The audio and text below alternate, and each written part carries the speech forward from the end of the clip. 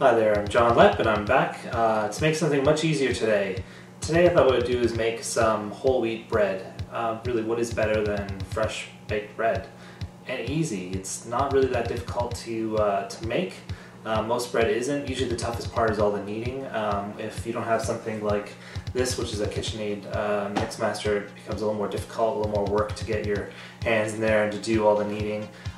Some recipes you can use even a food processor if you have a really good high quality food processor that has a very strong little motor in it, it won't burn out. So anyways, if you don't get one of these, or do like your moms used to do, your grandmothers, and use their hands, but not me. I'm going to use this. Not a lot of ingredients. Of course, we've got whole wheat flour, we also use some bread flour, water, buttermilk. If you don't have buttermilk, you can use like 2% milk, and also just stir in like a bit of vinegar, and I'll explain that when I get to that point. It actually creates like a buttermilk. I use honey and brown sugar, and of course you need some yeast. This is active dry yeast, which I use for this recipe. So let's get to work. Okay, so what I'm going to do is I'm going to pour a cup of warmish water in a bowl. Basically what we want to do is activate the yeast.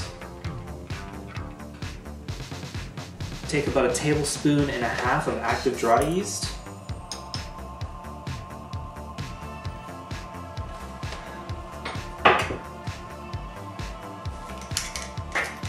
And then we need just a pinch of brown sugar. Then I stir that a little bit. Basically what we want to do is just activate the yeast, and the warm water helps to do that. So stir that in, and then we basically just have to wait for about 10 minutes. Okay, we're waiting for the yeast to activate still, a few more minutes with that. So what we do is do the next part, which is mix in my flour with a couple of other things. What I have in here is 2 cups of whole wheat flour. What I'm going to do is mix that in with 1.5 cups of buttermilk, which I'm just going to warm up in the microwave just so it's warmish, not cold. I've got 1/2 cup of olive oil and 1/2 cup of honey. You can use, instead of honey, you can use molasses if you want. You could also use maple syrup. The maple syrup and honey are 2 of my favorites. It gives it a slightly different taste, basically. Mix in 1 tablespoon of salt, and then once our yeast is ready to go, we'll drop that in and mix it all together. Okay, I have my 2 cups of flour ready to go. I warmed up my buttermilk, so I pour that in.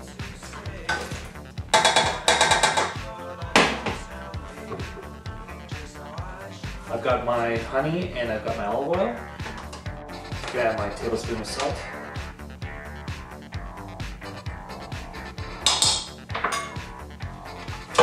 And then we're just going to mix it for about a minute. Okay, so I'm just going to let you just take a look at that. So you can see it's nice and kind of creamy. That's exactly what you want. Just that kind of creamy sort of look to it. Here's our yeast. You can see that it's basically activated now. That's exactly what I want to see. And then we'll pour that into the flour mixture as well. Okay, so I'm going to take my yeast and pour that in. I've poured my yeast in, and I'm going to add another cup of whole wheat flour to it, and then mix it all in together. Okay, so now we're going to mix in our bread flour. Basically what you want to do is add this in about 1/2 cup at a time until the dough starts to pull away from the sides of the bowl. Again, I'll show you our dough right now. And you can see it's very sticky. It's all up on the sides. As I start to add the dough 1/2 cup at a time, and combined, it will start to pull away into a bit of a mass. And then we know it's time to change to the dough hook. So as we do this, I'll add up to about 3 cups, 3.5 cups, maybe 4 cups of white flour, bread flour. A lot depends on the actual whole wheat flour, but I usually find it's around 3 cups. So you can see I've added my 3 cups of flour, bread flour, and it's pulled away from the sides now. It's looking a little shaggy down at the bottom. What we're going to do is put in the dough hook to basically knead it now for a little bit. Okay, so I've added my dough hook in. Now we're just going to mix it on low speed for about 5 minutes. until it just becomes a nice sort of mass. And then we put in our oiled bowl and we're off to the races. Okay, so we're done kneading the bread dough. So you have a nice ball of dough in here. So what I've done is I've taken a big bowl, this glass bowl, and basically wiped it down with olive oil.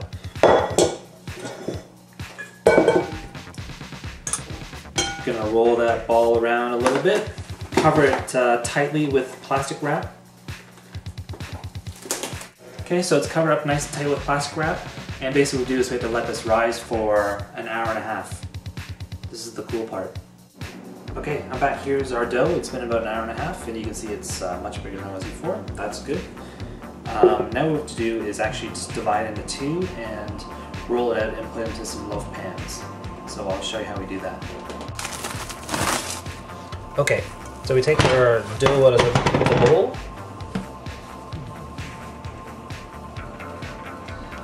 Split it into two pieces.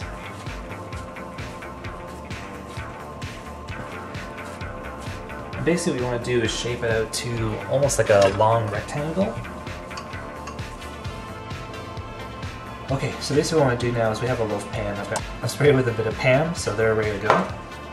So when you have your piece that's sort of rectangular shape like this, basically you fold the ends in like this, and then we roll it.